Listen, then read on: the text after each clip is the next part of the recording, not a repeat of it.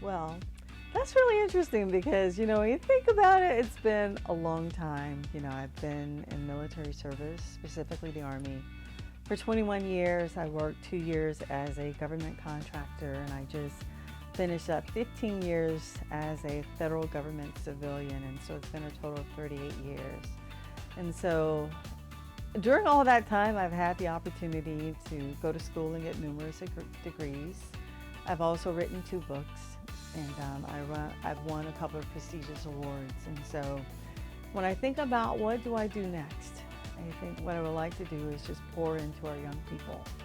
That's what I really want to do. And so when you start to dig into my first book, Holding On and Not Giving Up on Self, what that does, it takes the readers through my military journey where I've made mistakes. I talk about sadness, failure, disappointment, and losing hope and falling back on my faith in God to see things through.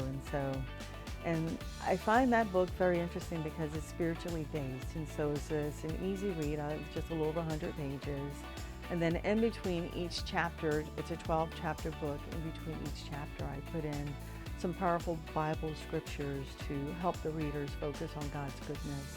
And so you will see that book has managed to, it talks about how I managed to stay focused throughout my military career, through the ups and downs, because there were quite a few downs, to the point to where I felt as though I wasn't going to be able to make it. I wasn't sure if I was going to be able to make it through my first 3-year enlistment, but yet I managed to stay grounded in my faith in God and trust and believe. And, He was there every step of the way, and He saw me through it from beginning to end. And I think when people start to dig into that book, they're going to get really excited about some of the things that have happened that they could probably, some of the things that have happened to me that they could possibly relate to their own lives. And I think it's going to be very encouraging and very inspirational. And so I like to have the opportunity to go out and speak about my book, which I did some years ago before COVID. I had the opportunity to go out and speak at churches and schools about my book. I've been able to do live interviews on the radio in reference to the book, and it's been very inspirational, especially for our senior citizens in Jacksonville, Florida, and I just love that so much.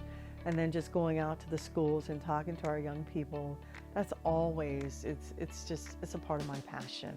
That's something I've loved doing in the past, and that's something I'm hoping to do going forward. And also I have another book. It's a children's book, and it's called Girls Wear Combat Boots Too. And so this book is about an 8-year-old that develops a fear of heights. So at the age of 6, she got pushed off at the top of a playground slide. And because of that push, she developed acrophobia. And so now she has a fear of heights.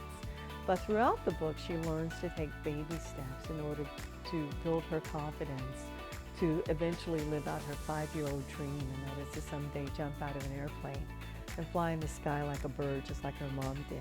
And so she's going to get to do that in simulation. And so that's a really good, encouraging book, encouraging our young kids to always believe in themselves and to never give up.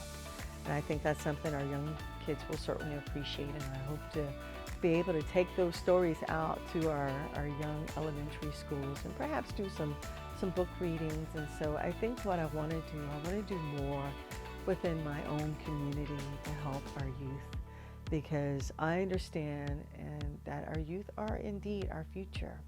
And I think we as responsible adults, we have to do our parts to help them to be great, to encourage them to hang in there and to continue to do their best. And so it's my goal to be able to just, go out and perhaps partner with some of our local schools, our politicians, our government leaders, to figure out where I could do the most good to try and help our young people. And so that's kind of what I want to do. I've only been retired for, I guess, about a good month. And I was even starting, I've been just relaxing, getting up late, going to the gym, getting up, going back to bed. It's just been so fantastic. I've been enjoying it. And then I was thinking, maybe I should get a part-time job. So I just threw my resume out there. And by the way, I'm still quite marketable, people. I'm quite marketable because I threw my resume out there and I got several hits from these big time recruiters that's very interested in bringing me on board because of my government experience. And, I was kind of like, oh, I was pondering it a little bit. Not really serious, just trying to see what was going to happen, but I got some favorable hits. And so I realized I'm not ready to go back and do that kind of work again, because even during the initial interview process, things were going really well. We both agreed, hey, we think that I would make a really good fit for their organization. And before I knew it, I started talking about my podcast. I say, have you heard about my podcast? Have you seen what I'm doing out there in social media? And and I realized that, just sitting there having that serious conversation, that my heart wasn't in it. And so when I think about, my children's book and what it is I want to do for our youth, that's where my heart is. And so that's kind of what I want to do going forward. I want to integrate myself more into the community with our leaders, our school administrators, to do what I can to help our young people be great. And that's my goal. That's what I want to do.